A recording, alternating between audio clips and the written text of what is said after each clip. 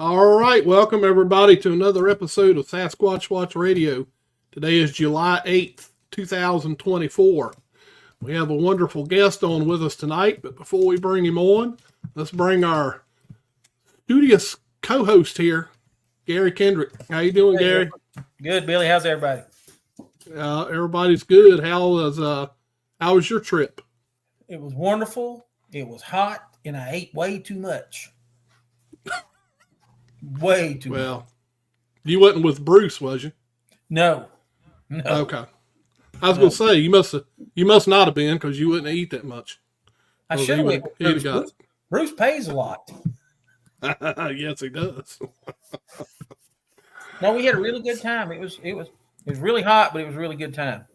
Good. All right. Well, without further ado, we're going to get Dave Weigert on here with us. How you doing, Dave? Hey guys, how are you? Good to have you on. Thank you very much for having me on tonight, and thank you so much. Yeah, I think you and I don't think have ever met personally. At least I don't remember, but we've probably passed each other many times. So. I'm sure. Yeah. So, Gary Kendrick, I always say this at the beginning of the show, Gary Kendrick is my research guy. So he's the one that will ask lots of questions, and he does pretty good research. So I'm looking forward to what he's got for you tonight. Okay.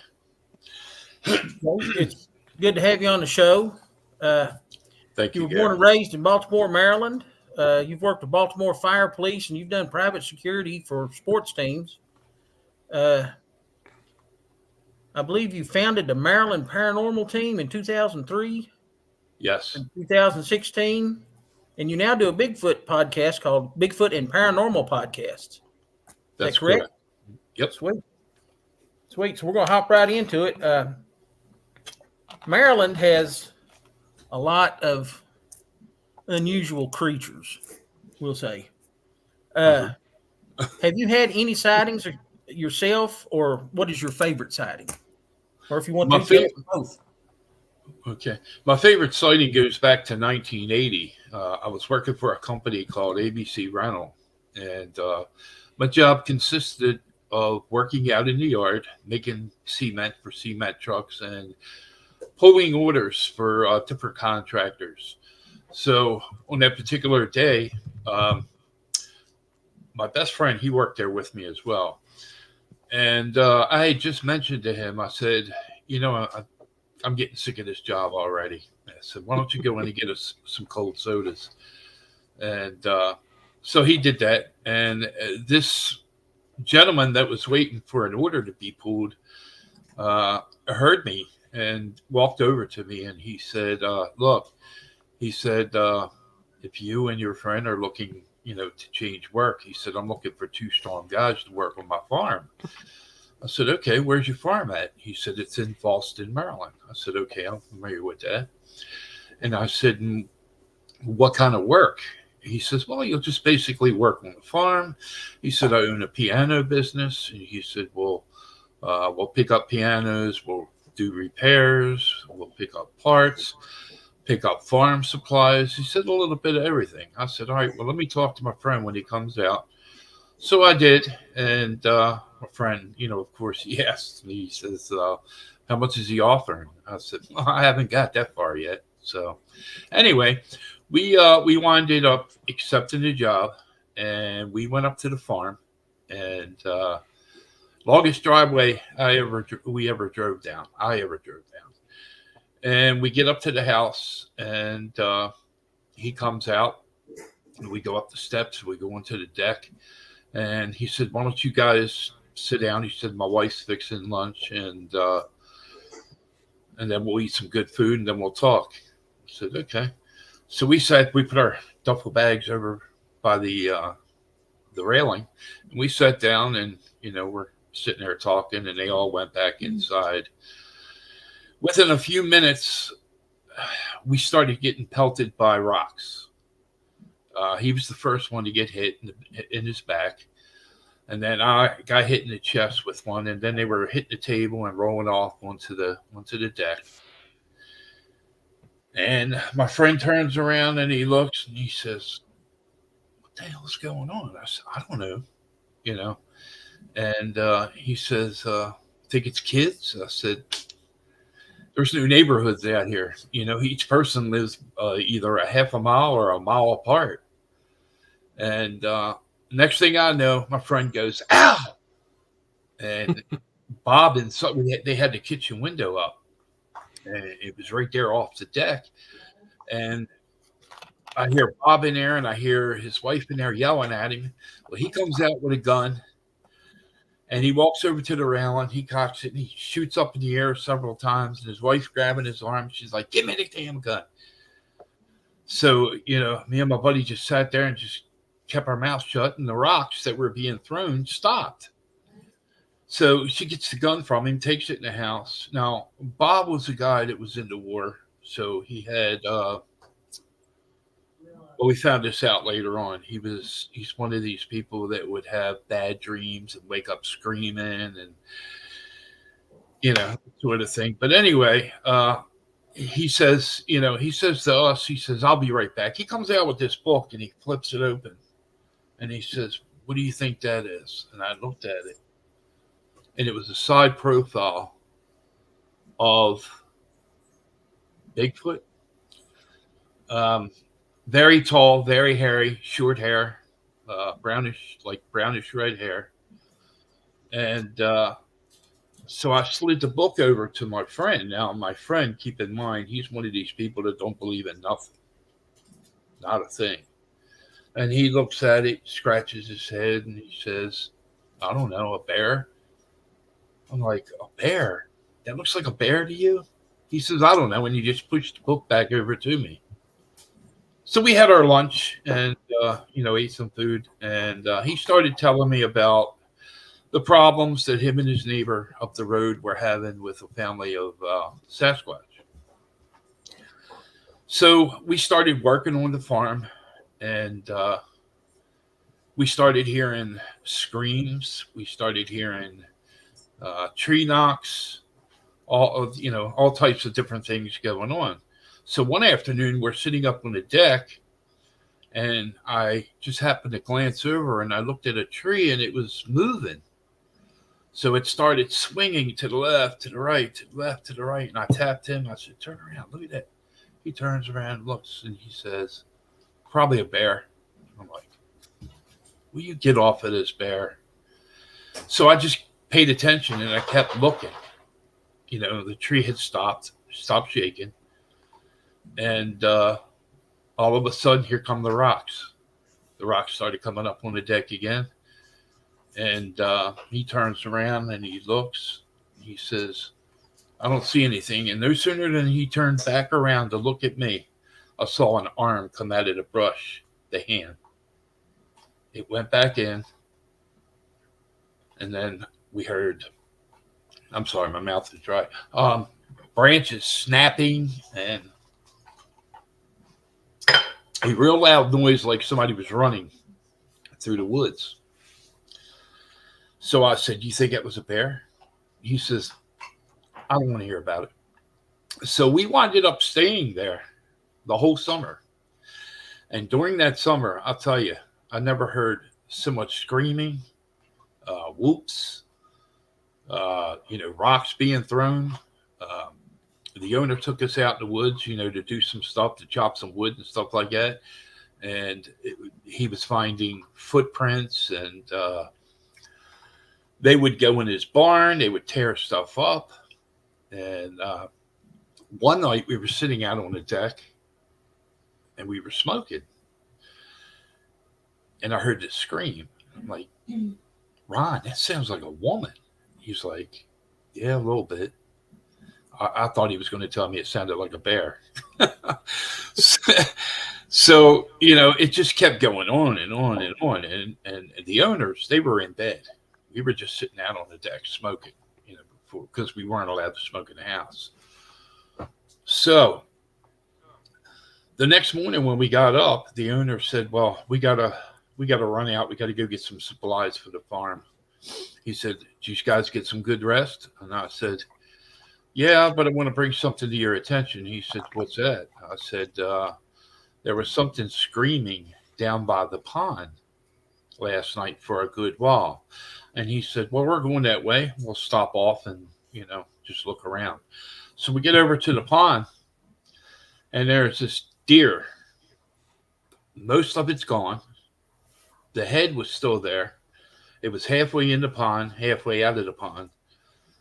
The legs were laying on the ground. Bob walks over and he picks one up, looks at it, he examines another one. He goes, guys, these legs are snapped.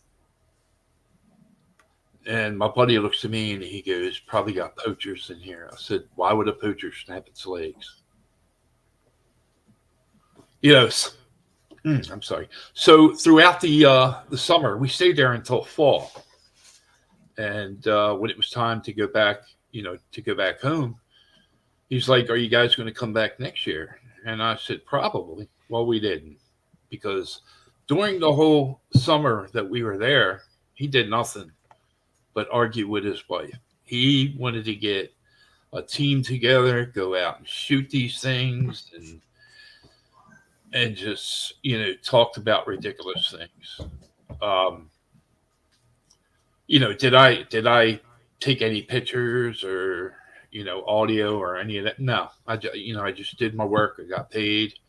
And then when fall came, we went home. So it was later, I would say I was 17 at the time. So 18, 19, 20. About 3 years later is when I really started getting into it, picking up material and reading about UFOs, Bigfoot, ghosts, and all that stuff. And watching it on TV and, just taking it all in and learning whatever I could. So, yeah, that's my only Bigfoot experience, other than going out into the woods when I do my research and still hearing tree knocks, screams, the whoops, smelling this thing. I know exactly what it smells like. It's terrible. Going back to the farm, it's like, if not every day, every other day, we were smelling this thing. I could tell that it was close by, because my friend Ronnie, he had no interest in wanting to know what it was and taking part in it. So, well, I'm just going to hop in there and say this. I've live on a small farm now. Me and my wife, we have some animals, and I grew up on a farm with my grandparents, and me and my dad and my mom and my brother, we all worked on the farm there with them. And I would sooner move pianos than do farm work. It's easier. It is easier. Well, yeah, so I agree with you. Some of it was, on those hot days, I was like, I'd rather be in there, in the house. But, So working with Baltimore Fire and Police, did you have any of the firemen or the policemen or anything mention that they had seen Sasquatch or any kind of creature? Yeah, that's a good question, because the team that I belonged to, we were first responders. I wasn't a firefighter, wasn't a police officer for Baltimore County. My job consisted of going to tragic tragedies, like a bad house fire, hostage situation, a drowning, a number of things. And my job was to take care of the Baltimore County Fire and Police, firemen, police officers, what's it called? The people that come out that, oh God, what is it? It's an organization that comes out and provides, like shelter, puts somebody up in a hotel, and Red Cross. Red Cross. There you go. Just brain fart. I brain fart a lot. But anyway, we would provide food, drinks, blankets. If a family got chased out of a house in the middle of the night because there was a fire, we had a bus that we would put them on. We would provide heat or air. We had toys for the kids, and like I said, food, drinks. Whoever was on the scene, I basically took care of. Did any of the firemen or policemen that you worked with during that, did they ever have any sightings? I spoke to a number of firemen that claimed when they went hunting or they were out fishing in an area where it was way back in the woods, that they had experiences as well.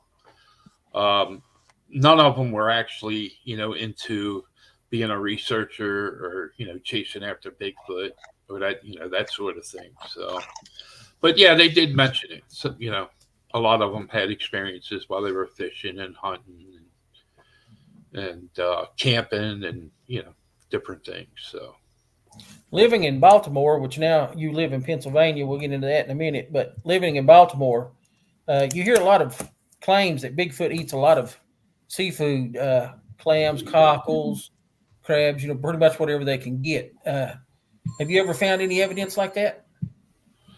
No. There's an area called the Gunpowder River. I went fishing late a few times at night, and in that particular area, we would hear screams. We had big sized rocks thrown from one side to the other, and when you looked across, shined a flashlight, saw nothing. It just we would go. I used to love to go catfishing late at night. So it's one of my favorite pastimes as well. Yeah. Living in Pennsylvania, you've been in Pennsylvania for a little while now. I know in March 1st of 2021, you had a dogman sighting, and I know it's a little bit off the subject of Bigfoot, but we get off subject sometimes. Can you tell us about that encounter? Sure. Let me take you back to August 7th, of 2020. My son had talked me and my wife to moving to PA to be closer to him, closer to the grandkids. And the main reason was back in 2019, my wife had was it a widowmaker? A widowmaker. She had a hole in her heart. And she had a medical miracle happen. She was in the hospital for 52 days. When she got out, we were living in Elkton, close to Delaware, close to the hospital where she was at. And my son said, it's time for you guys to get out of Maryland, period, and come to PA. So we did. He come down. He got our stuff together. We went up to his house. And I think we were there like a week, and he says, "Hey, Dad, let's start taking stuff to the cabin." I said, "Sure." So it was just starting to get dark, and that evening we pulled into the driveway just outside of the cabin, and we had the back part of the SUV up, and we were taking boxes out and setting them on the ground because we were going to stack them on a There I go again. A dolly. Thank you. So we were going to put 6 or 7 boxes at a time and roll it into the cabin. Now, I wasn't going to stay there that night. We were just putting stuff in the cabin. So we get boxes out. He's putting them on the ground. I'm putting them on the ground. And the dolly was up underneath of the carport. So he goes around. He gets the dolly. He comes back. And we started loading these boxes onto the dolly, and all of a sudden, him and I both swung around at the same time. I didn't hear nothing. Now, I asked him, I said, "Did you hear anything?" He said, "No." But we both swung around at the same time, and we were looking towards the end of the driveway, and there was something black, probably 6 to 7 feet long, and it was creeping on all fours like the military would when they're going through fences and stuff like that. As quick as we saw this thing trying to creep by us without being noticed, it swung around and it took off and went back down from the way it came. And I said to him, I said, what do you think that was? He said, I don't know, a dog. I just, blinked my eyes and I said to myself, I don't know of a dog 6-7 feet long, stretched out, So after that, I finally moved into let me go back and state what he said.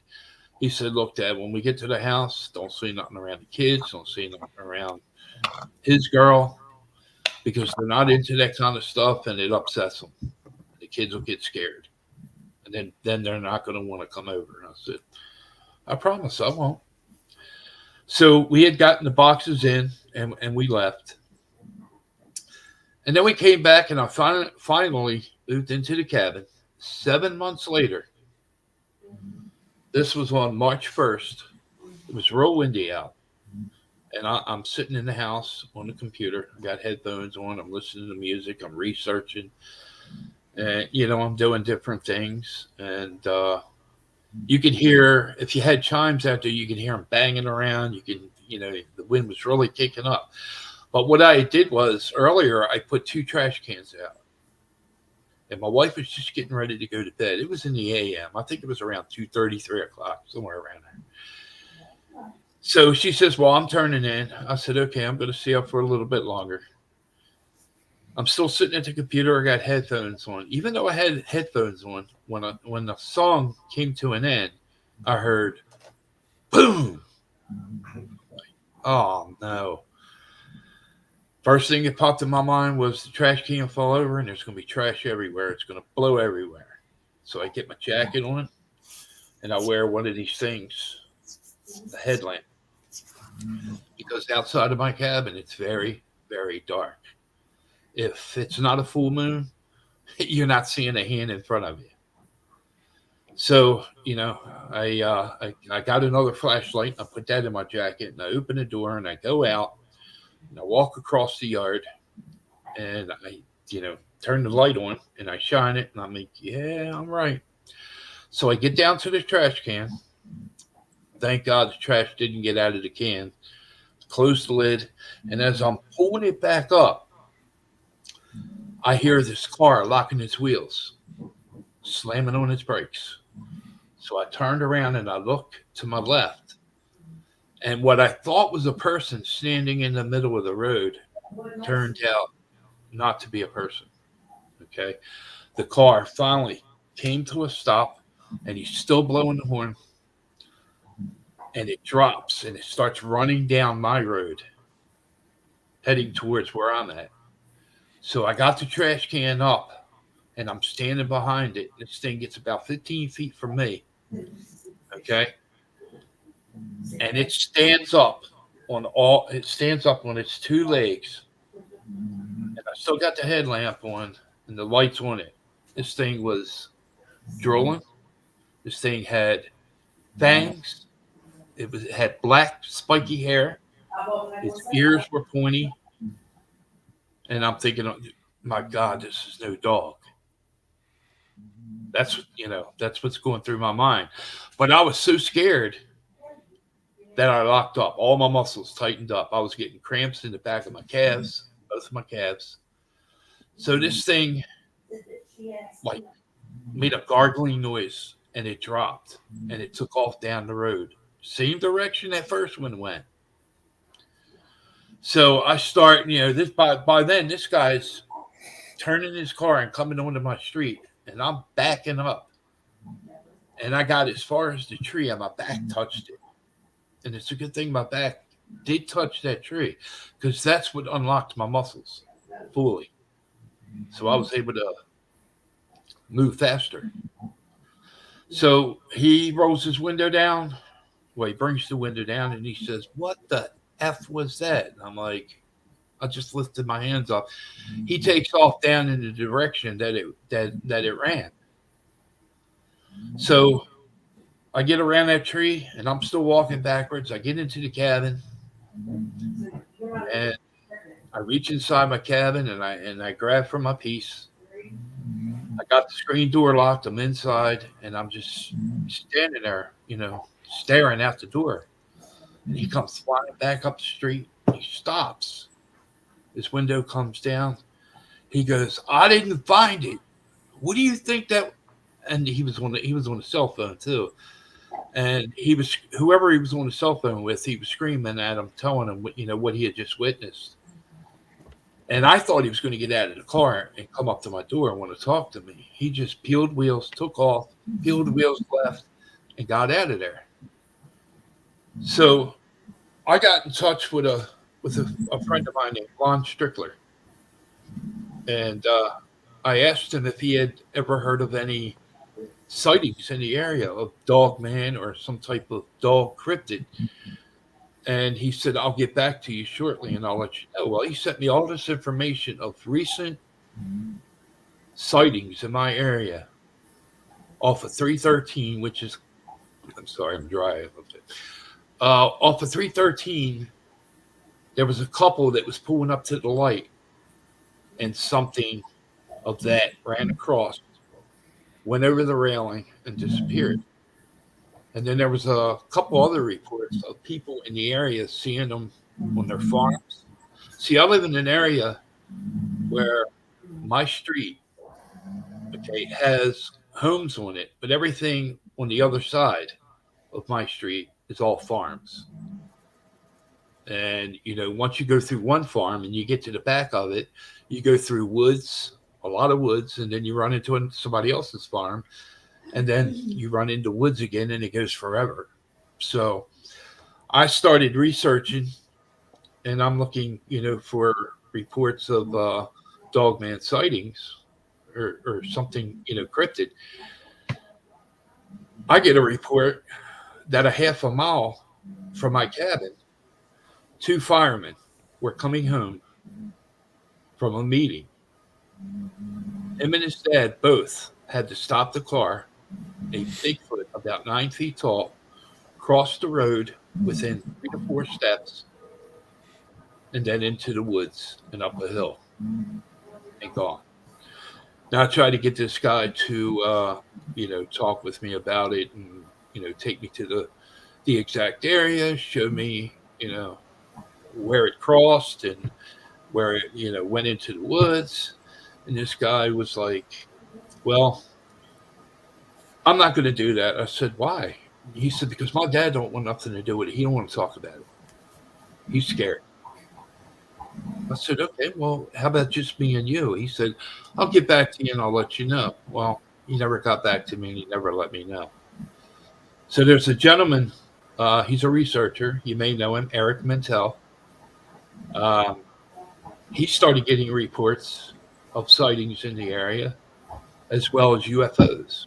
I started picking up the town papers and I'm reading reports of UFOs in a nearby town. So I start, doing some more research, and I'm like, wow, Bigfoot's close, Dogman's close, UFOs are, well, they could be anywhere. They're flying, in the air all the time. But then I started looking, researching and finding other stories and reports that people sent in about their sightings on farms and crossing the road, the roads in the area and stuff like that. So now, of course, I'm doing my own research. I get out as much as I can. I'm still taking care of my wife. She's in her early stages of dementia, so I don't get out as much as I used to, but I do get out. And I have woods right behind my cabin that I can, it's like 100 yards away. I can just walk in the woods and go. So that's where I'm at right now. That I still think about that sighting, and it just like, if I close my eyes and think about it, I'm like, I got to open my eyes. That's how scary it was. Now, was it a dog man? I don't know. This thing was a little bit taller than me, and I'm 6 foot. Okay. but it looked like a werewolf on steroids. Mm. That's what it looked like. It was massive, and it was terrifying. It was scary. And would I ever want it to happen again? No, I don't. That's what I've said about a couple of the things that's happened to me. I wouldn't want it to happen again. Amen. I'll go outside and I'll hug that tree, because if it wasn't for that tree that I backed into, my muscles wouldn't have unlocked. Yeah. Well, I mean, thank you for sharing big. that. That's a nice personal experience, isn't it? Yeah, that's a good one. Yeah. So, my wife, she's like, we have a nice carport with outdoor furniture. Do we want to sit out there at night? I said, yeah. I'm going to sit out there. I don't think it's going to come and bother us. Yeah. Now, my neighbor, I asked him, I said, have you ever heard of any sightings in this area? Of a dog man? He said, what the hell is a dog man? And I had to explain it to him. And he says, no, just mostly UFOs. He said, I haven't even heard of a Bigfoot sighting. He said, why? Did you see one? I said, no, there was a sighting a half a mile from here.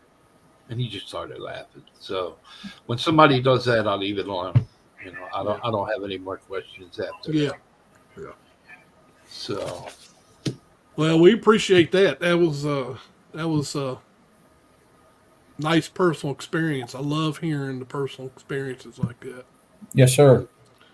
So now we're gonna lighten things up Okay. because we gotta. I'm sorry. Let me take a drink here. I take a drink. get dry a lot from the medicine I take. It's all when you get old. So many medications. Oh, believe I'm only 55 and I'm already taking a few. My mom's 83 and she's taking less medicine than I am. So go figure. How was your mom tonight? She's doing better. She's sleeping. Good. So Good she's doing better. It was just a scare. She had a blood pressure drop and it was a drastic drop. The nurse happened to be here at the time and she goes, no, she needs to go in. So Yeah. But anyway. So without further ado, Dave, we have allowed AI to create a song about Dave Weigert. Oh boy. So hope you like country music. It's usually a country tune. I love it. Here we go. This is your song, Dave. Dave Wiegert was born in old Baltimore town. Fought fires and crime, never backing down. By day he would serve, keeping folks safe and sound. But at night he'd roam forests where shadows abound. He'd swap his badge and helmet for camo and boots. With a flashlight in hand, he'd follow the roots through the deep woods of Maryland, where legends grew, searching for Bigfoot neath the sky-painted blue. Bigfoot's out there, just you wait and see. Dave Weigert's search, it's a mystery. From fires to forests, he's chasing his dream in the heart of Maryland, where the rivers gleam. He'd sit by the campfire, tales he'd unfold of creatures and whispers in the night so cold. Friends from the forest, he's chasing his dream in the heart of Maryland, where the rivers gleam. He'd sit by the campfire, tales he'd unfold of creatures and whispers in the night so cold. Friends from the forest thought he'd gone mad, but Dave just laughed, said it's the best fun he had. The nights were long, the woods full of sounds, the crack of a twig, something stirs from the ground. But Dave's heart was steady, never one scared. In the quest for Bigfoot, he felt freedom rare. the sirens and city behind. But in those wild forests, solace he finds. With each passing day and each endless night, they've learned that the journey was worth the fight. He might have left the sirens and city behind, but in those wild forests, solace he finds. With each passing day and each endless night, they learned that the journey was worth the fight.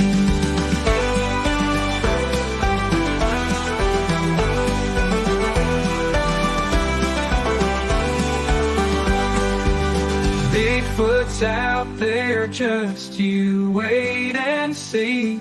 Dave Weigert's search, it's a mystery. From fires to forest, he's chasing his dream. In the heart of Maryland, where the rivers gleam.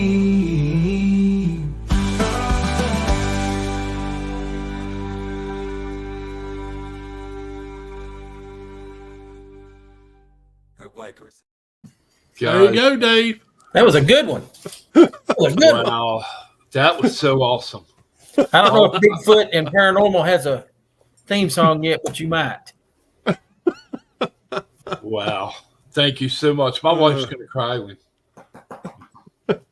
But you got a tear starting in me, but my wife's gonna love that. She's Yep.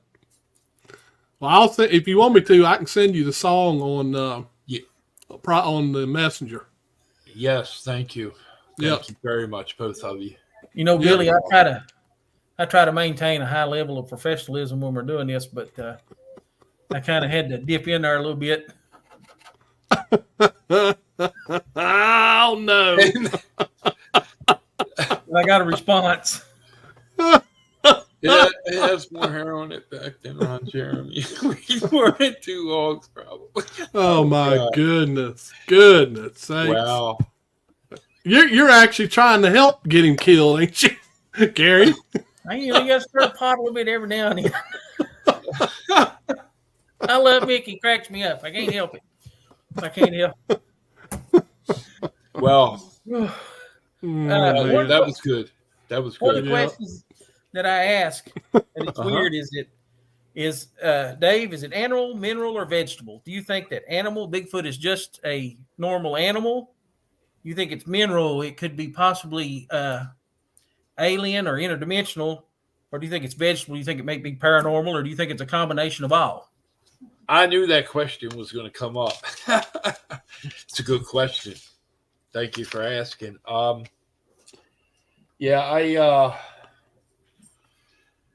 I think it's a primitive primate, a missing link.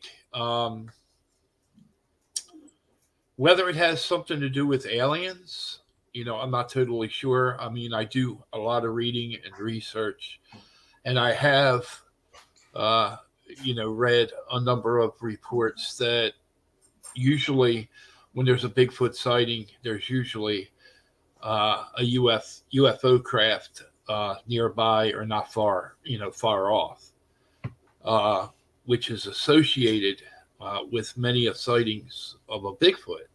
So is it related to aliens? Or I'm sorry, let me use the word associated with aliens. It may be, it may not be. I mean, who really knows? If I could give you an accurate, I'm sorry, I was just going to say, end it with, if I could give you an accurate answer, I really would. But I don't like to, like I say all the time, we don't have one tied up in the barn that, we're down there checking on all the time. So right. I don't think anybody really knows, but it's good to get personal views on it. I'm an animal guy myself. I think it's a living physical animal, whether it's a hominid or a hominin, or whether it's just a grade 8, I really don't know, but that's my personal view on it. You have a podcast, Bigfoot Sightings, Bigfoot Paranormal, Bigfoot and Paranormal Podcast. Encounters podcast, yeah. If you want to, you can go ahead and give us a little plug on that and let us know when it's on and things like that. Bigfoot and Paranormal Encounters podcast comes on every Saturday from 8 to 9. And there is a Facebook group page for that. And if anybody wants to be a guest, they can reach me at david.weigert, 7863 @gmail.com. I want to take it back a second. Now, going back to Bigfoot, real quick, I just want to throw this in there. When I worked back at that farm in 1980, okay, they were taking food from out of the barn. Apples, they were taking corn, they were taking a number of things. They were real good at emptying sacks onto the floor. You know, they didn't open them up and look in; they just turned them over and poured it all over the floor. So there's many a times I had to go in there, you know, with my buddy and clean that up. So, you know, I think they eat meat. I think they eat, you know, like apples and, you know, different berries and, you know, different things. So, yeah. Another thing I was going to ask you about is your views on Bigfoot and the paranormal. Do you think Bigfoot has paranormal abilities, or do you think it's just maybe like natural abilities that seem to be paranormal? Because you hear a lot of stuff about people seeing Bigfoot and then all of a sudden it's just gone. Right. I do. I think they have supernatural powers because they're getting away from being caught on a trail camera. Sometimes people have sightings of Bigfoot out in the woods and they're associated with a big ball of light. I've heard people say they saw Bigfoot go into a portal. Portals I'm not big on. And, you know, I was a ghost hunter for many, many years, from 2003 to 2016. And, you know, I've seen a lot of strange stuff, but yes, I do. I do believe Bigfoot has supernatural powers and can, you know, can do some things. Yeah. Excellent. Billy, that's all I've got, buddy. If you got anything you want to hop in there with. Okay. Well, I've got my usual. I always keep me a list of questions here that a lot of people seem to be very interested in. One thing, do you do events, Dave? Do you go to different events and do presentations? I know you're going to the Pennsylvania camping adventure and you're going to do some karaoke and some DJing. Mm-hmm. Well, you know, over the years, I've spoke at colleges about the paranormal, a little bit of Bigfoot and UFOs and different things at a number of colleges. I used to speak at a college where Rosemary Ellen Golly would make an appearance there, and I would be, you know, I would come on like before her or right after her. So, yeah. So, am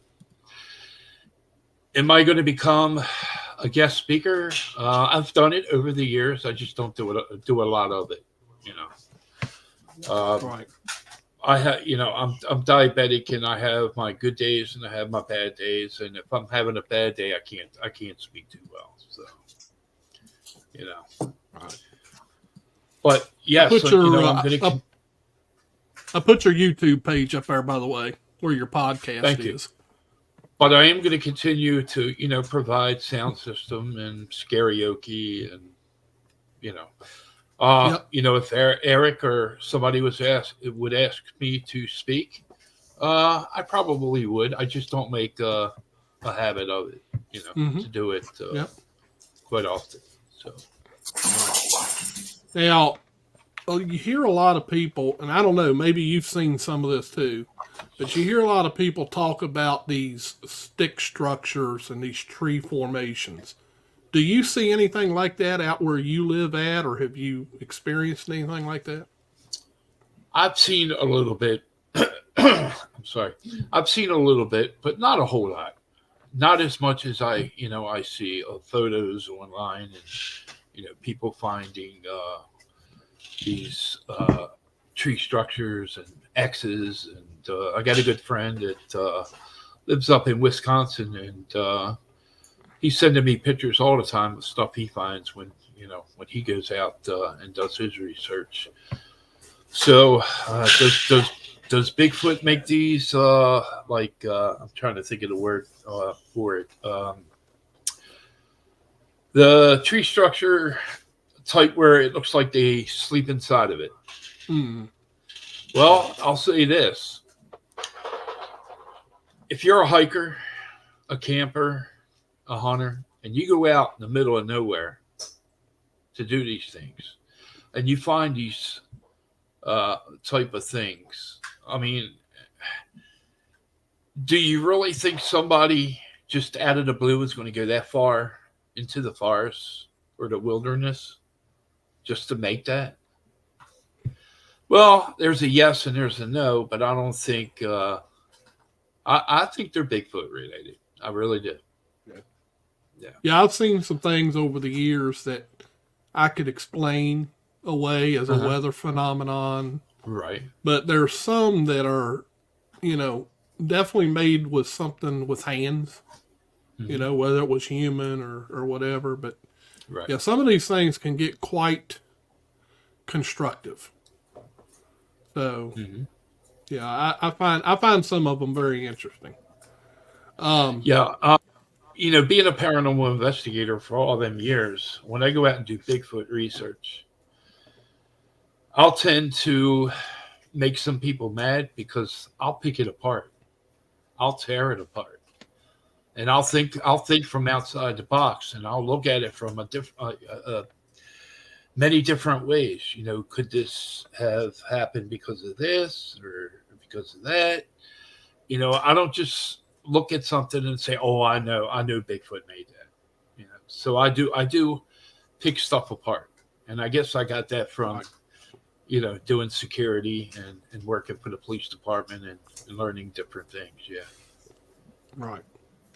Now you see a lot, especially on YouTube, you see a lot of these different groups that are, putting on expeditions and taking, large groups of people out into the woods. Do you think those are successful at all, or do you think that's maybe a good way of not having a sighting? Well, whether I say it's good or bad, they're going to do it anyway. But, yeah, to go out in the woods with a large number of people, I think your chances of having an encounter with Bigfoot is going to be slim.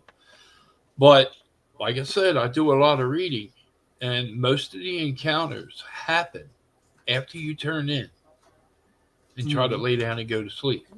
Not while you're knocking on a tree or doing a whoop call. I don't do that. I will knock on a tree, but I'm not going out there and scream. However, I have thought about using some type of device where I have something pre-recorded and play it. But I just can't get myself to whoop. I just can't do it. It's just not me. So, yeah. Now, what do you think about? Because you mentioned earlier that you had heard wood knocks. What do you think those are? Do you think it's like a form of communication, or what do you think that is?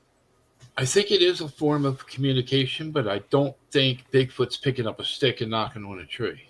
Okay, it's either just like a gorilla, they bang on their chest. I've heard people say that it could be a noise coming from their mouth. I'm not really sure about the mouth making that loud of a noise. I mean, I've been out there plenty of times, and I've heard it where it sounded like it was close, where it was in the distance. So we don't know. We don't know what they're capable of really doing. Going back to the supernatural part. So, Right. you know, Right. On another podcast that I listened to, they were discussing wood knocks, and that was a really good discussion that they had on it. And one of the guys that was on the podcast said that he had noticed that when two people left the camp, you would hear two wood knocks. And then when people come back to the camp, every how many people come back to the camp, that's how many wood knocks you heard. And they said that they thought that was a way that they was telling, hey, this is how many people left and this is how many people came back. Interesting. Yeah, that's a new one on me. I hadn't heard that before. right. I've heard some, we've heard some real good wood knocks. I mean, loud. Yeah. And I don't know if it was necessarily counting, who was out, who wasn't out or whatever, but I think there's something to it. Yeah, I don't think they're communicating with us. I think they're communicating with other Bigfoot. Yeah, I believe that myself. I sure do. Yeah. So, all right. What do you think about migration? There's some people that think that they migrate from area to area, and then there's some people that think they have like a home range because the sightings are really, kind of similar year round. So they think they just have like a range that they use. What do you think? Do they migrate, or do you think they have a home range? I think they move around quite a bit, and I think the reason that they're moving around quite a bit is because they need to be where they have what they need, such as food, shelter. They're very good at hiding from us. Oh yeah. What's those shirts? Those shirts, hide and seek champion. Yeah, exactly. Today we're using drones. Right. That picks up heat with heat sensors, good cameras. They can zoom down, zoom in. So yeah, I think they move around quite a bit because areas that I go and do research in, I go there because I'm given a report that there was just a recent, sighting. So I would go in 2 or 3 times and find nothing, hear nothing. So then I just move on to the next one because I'm thinking that's what they're doing. They're just moving on. Yeah. So, Yep. and kind of getting with that too, Billy. I think that possibly if they do have a home range, that their home range may be actually a huge area. Yeah. Oh yeah. Several miles, maybe 50 or 100 miles. Yeah. Yeah, I remember we had somebody mention on the show that I think it was Mike last week had mentioned that like in Jersey, I believe he said, it's like the sightings go up every 3 years.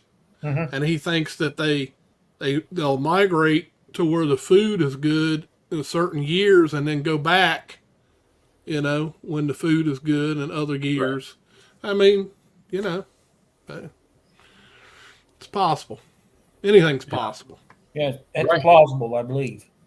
Yeah. Yeah. I'm not one that claims to know everything or I'm totally sure, that that's what's taking place or, with Bigfoot. I just, my ears are always open. I will listen. I'll listen to anybody, what they have to say about it. So. And then another theory we'll talk about, because we only got about 3 minutes left, if you can believe that. Okay. Wow. Infrasound. That's another big one that we hear a lot about. We know elephants can do infrasound. We know that lions can do infrasound. There's different animals that can do it. Do you think Bigfoot has that ability? Well, from the research that I do and from what I'm reading, and a close friend of mine thinks he experienced infrasound. He went into a location where he had a previous sighting, and he went back to do more research. And he said he had to get out of there. He got sick. He just he lost all his senses and just couldn't do it. Got out of there. As soon as he got out of there, he was fine. Yep. Okay. So, yeah, we hear about that, from time to time. And of course, I've had my own little experience with that. But it seems like a lot of times it's different for everybody, and I think everybody may be a little different when it comes to how it affects them. But yeah, I've heard that story from others. I've had my own experience with that. So, Billy, it's one of them feelings where you don't ever want it to happen again, ever. Yeah. I've heard a report too that there's a lot of reports of Bigfoot that have like the paranormal with it. And I read a thing here a while back where they were talking about how infrasound affects the human, and that it could be that they were hit with infrasound and it messes with you, and it kind of causes almost like poltergeist activity. Right. Well, look at it this way. When you go into the wilderness, the forests, wherever you go to do research for Bigfoot, there's reports that they've been chased out. They would see a Bigfoot and it would come running at them, and then it would stop. Mm-hmm. How many reports do you read where people has been hurt, picked up, thrown 15, 20 feet? You hear more reports of them with this infrasound not feeling well, and they had to get out of there. Yeah. So, Yeah. Dave, that hour went by like a it did. flash. It just don't take long before the hour goes by. But we want to thank you very much for agreeing to come on the show. You're very welcome. And we hope you'll come on again. We may ask you to come back again one day. Okay. And but we do appreciate it. Now, I have a question before we Go get for out of it. here. Can I have you two come on my show? I don't see why not. Yeah, Okay. if I can work it out. Yeah. Okay. What I'll do is I'll send you some dates. I'm pretty much booked for the month of July. Okay. I do have some dates in August, and I'll shoot you, a couple dates and let me know. Okay. All right. Sounds good. Good. Yeah. If you can hang on, we'll talk after the show. If you can hang Sure. on a moment. Yep. And we'll go ahead and we'll end out the show. So I want to thank all of our regular listeners. We always have every single week. We got Digger Dog. We got Mick that's got a really bad ex-wife or ex-wife's mother-in-law or whatever you want to call her. And who else did we have in here? Buttworm. Buttworm. Yeah, Buttworm's always here. We got Jeffy Smith. So I thank all you regular guys that come in here and ask questions and have a good time. So we love you all and hope you keep coming back. So we will see everybody next Monday night, 9 p.m. Eastern. And everyone have a great rest of the week. Good night, everybody. Good night, guys.